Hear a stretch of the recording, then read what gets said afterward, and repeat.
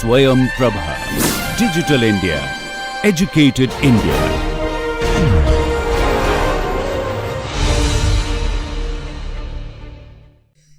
Let me start by showing this slide. So happy birthday to Professor Chakrabarti. I think it's in few months. And later in theoretical chemistry in India and our motivation to do some good work. With this, let me get into my talk. So my talk is going to be entirely classical mechanics. I would rather say Brownian dynamics based work. So I have no quantum mechanics. So my H cross is 0 for this talk.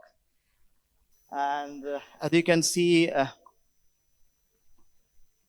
from the title of my talk, I'm going to talk about something which is I'm calling active-passive mixture. And mostly I'm going to talk on some computer simulation results, but I'll briefly mention some of the analytically possible results. Okay. So to begin with, I have few slides, especially for students. So when you, so if you're a chemistry student or if you're a physics student, definitely you have a module in your StatMech course which is on Brownian motion. So typically a Brownian motion refers to this random motion of an immersed particle in a fluid. This is taken from Wikipedia.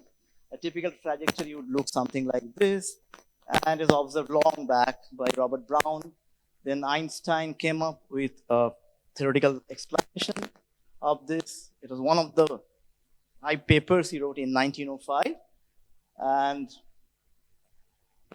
around the same time, a few years later, Paul Langevin actually came up with a different description to the same phenomena with same results. And this is what is known as Langevin's description to Brownian motion, and usually known as Langevin equation. Typically, one would write down an equation of motion for this stacked particle. It usually drop inertia because you're working in the low Reynolds number or over damped limit. And what you have, you have this viscous drag, which is proportional to the velocity with this friction coefficient sitting there, gamma.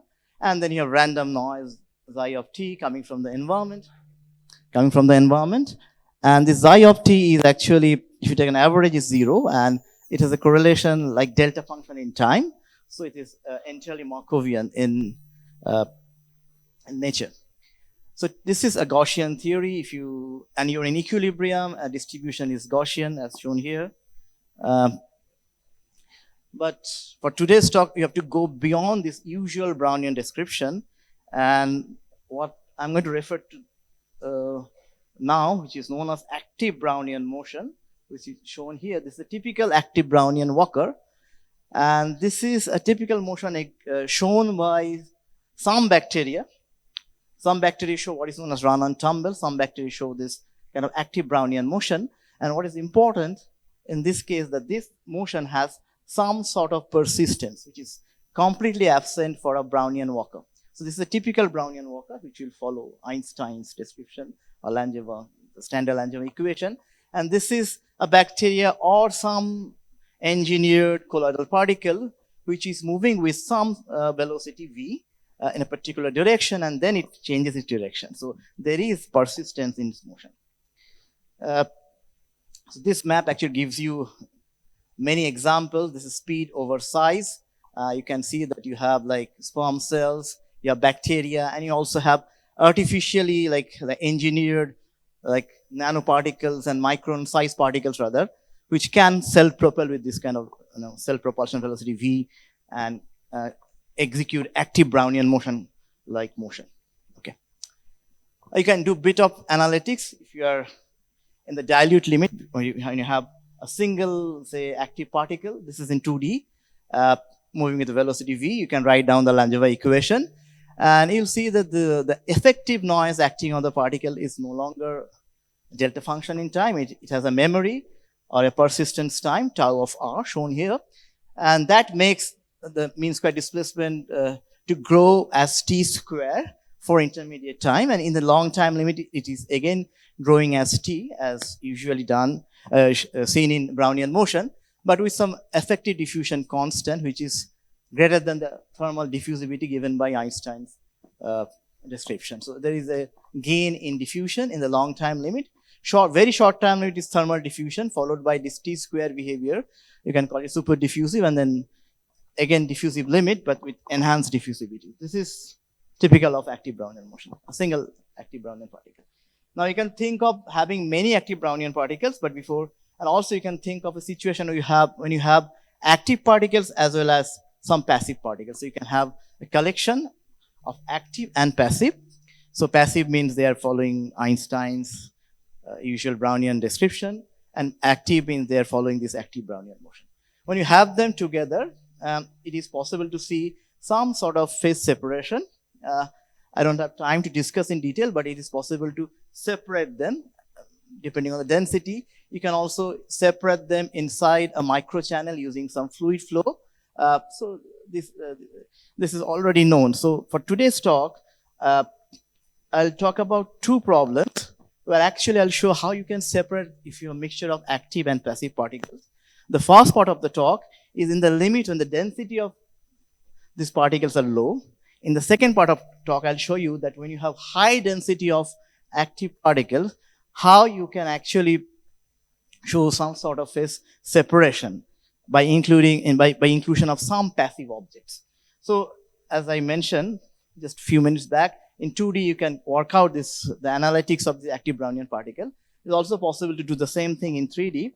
So you can think of a sphere, which is shown here, which is moving with a velocity v, and is executing this active Brownian motion. And now you can think of having many such particles. These red particles are active particles, and these blue particles are passive particles at low density. They're of, say, equal number, equal density, and you want to separate them. So whether you can separate them, that's the question. So we have shown using computer simulation, yes, it is possible to separate them even at low density. When you put them together and then you put a meshwork or a network which will separate these particles from the rest of the box. This part of the box is much bigger than the other side of the box. And when you simulate them, you see that this mesh is made of actually,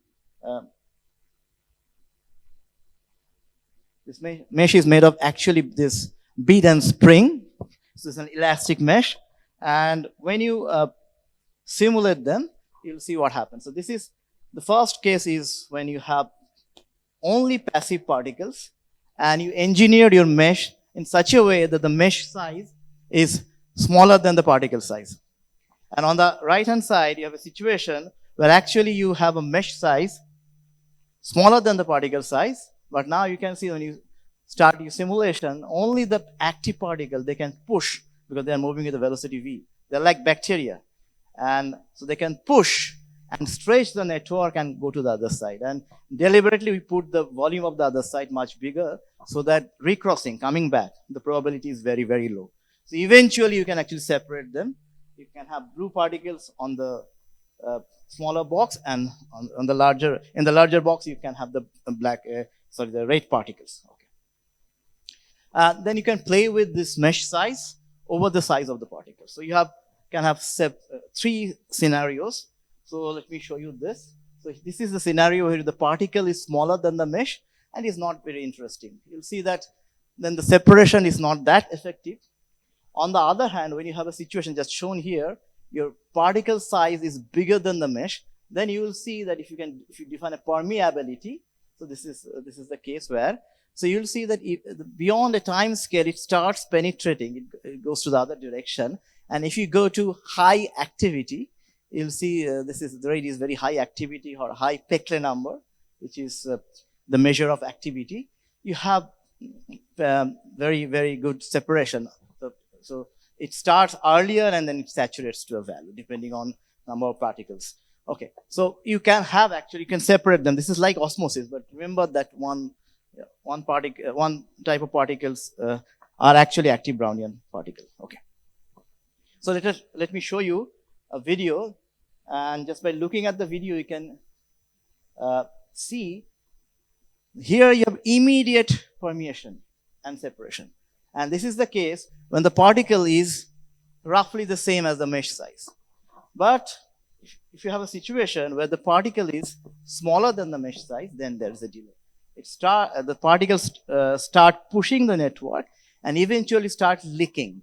And if you wait sufficiently long, you'll see that only the red particles are going to the other side of the box. So this is one way of separating them. You can do some calculation. You can actually calculate the pressure exerted by these particles on the network.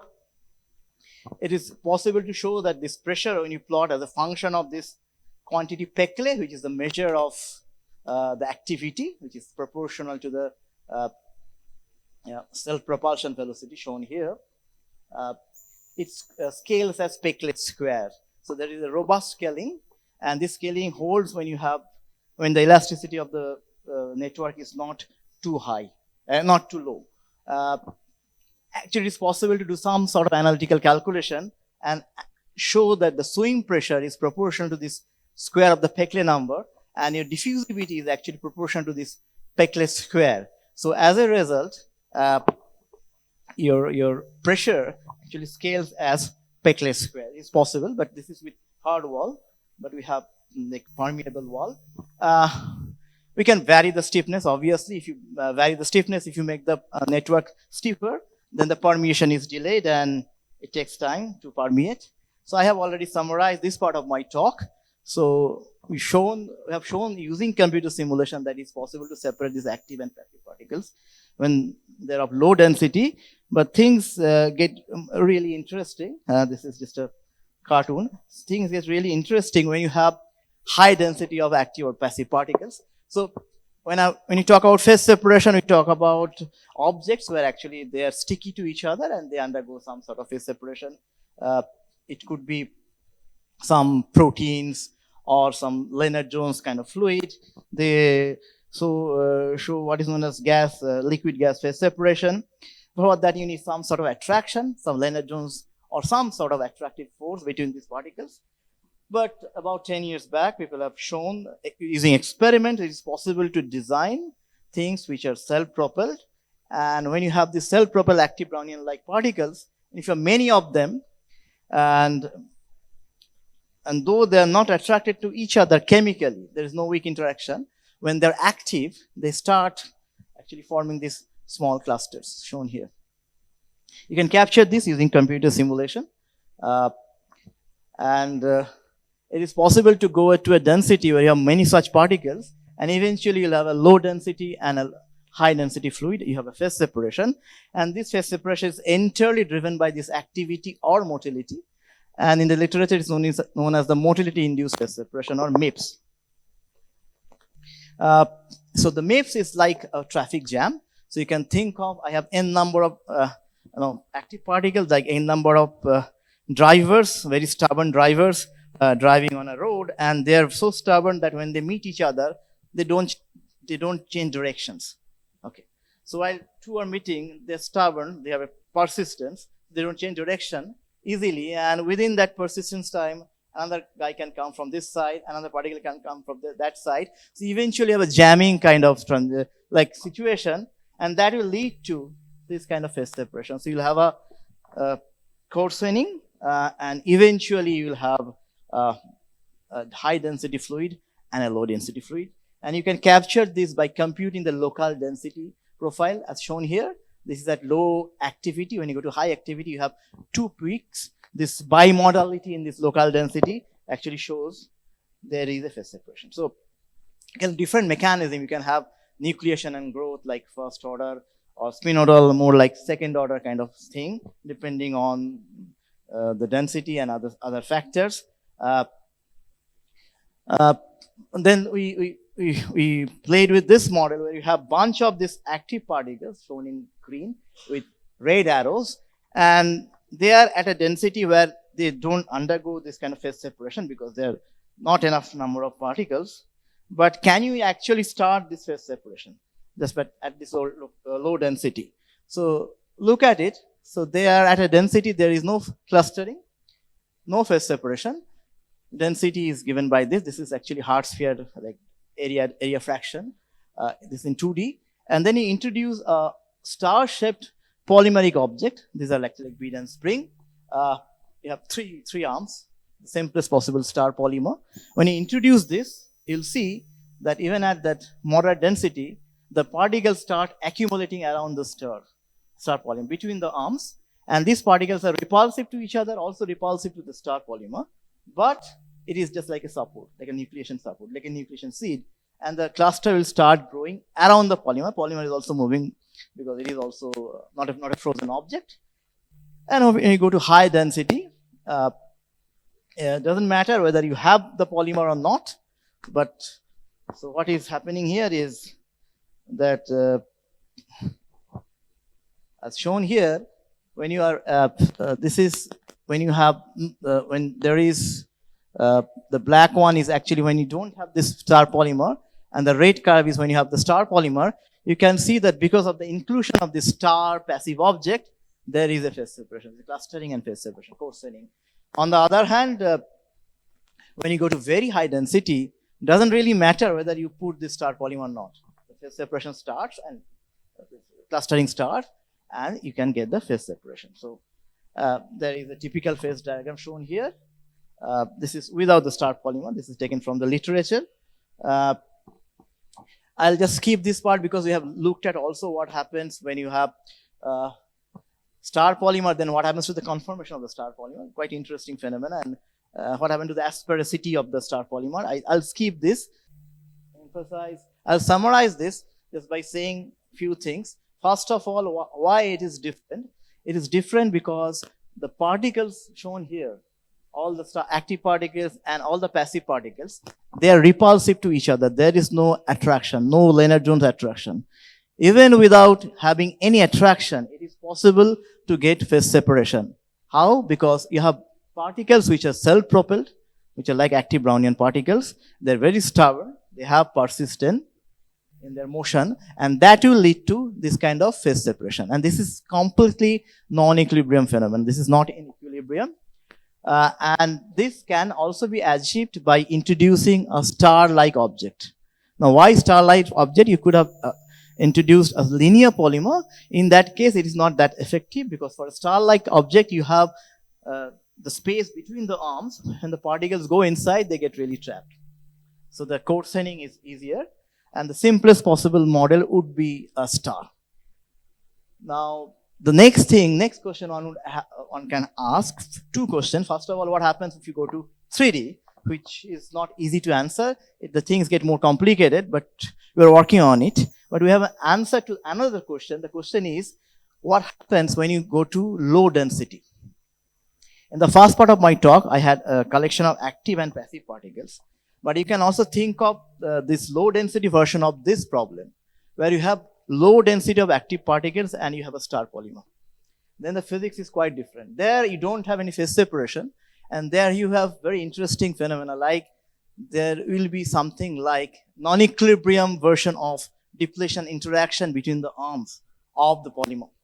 So as you know from chemical physics literature and condensed matter physics literature, there is something called depletion, which is mostly controlled by entropy gain. For example, I can think of like putting, say, two objects in a solvent where the objects do not like the solvent particles. Then the solvent particles are excluded between the objects, and the solvent particles gain a lot of entropy, and as a result, these objects are getting attracted to each other.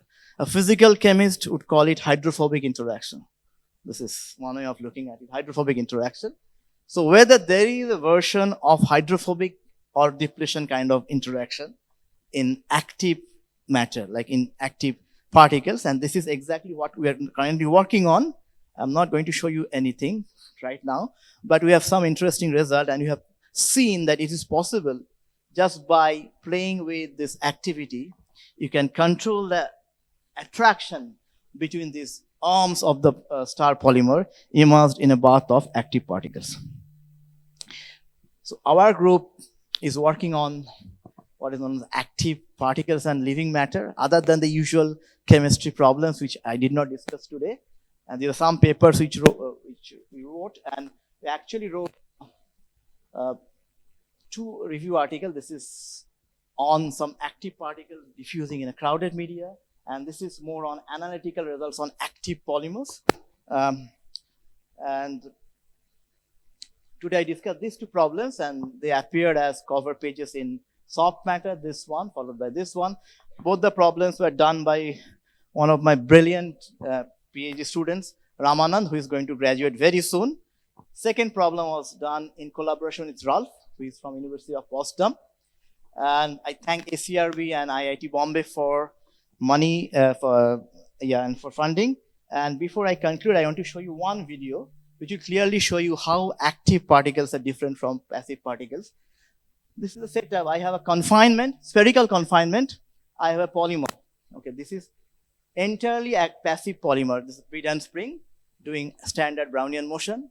On the right-hand side, you have a polymer which is slightly different because the terminal bead of the polymer, the shown in red, is actually an active Brownian particle, which moves with self-proportional velocity v, and it has persistence. And then there is a hole here on the surface of this spherical confinement. And then I asked this polymer to find this hole. This is called target search problem. And you know that for the passive polymer, it is very difficult to find this, this hole. It is not going to happen soon. But on the other hand, if I make only one of the beads of the polymer active, here it is red, but it's not active. But if you make one of the polymer beads active, you see that it is easier for the polymer to find the target. So this is actually another direction where actually activity plays an important role for target search. Like one thing is like resetting, for example. Another thing would be to deal with active particles. And next problem would be to have a resetting problem with active particle. That will be interesting to see. So with this, I'll conclude, and thank you very much for your attention.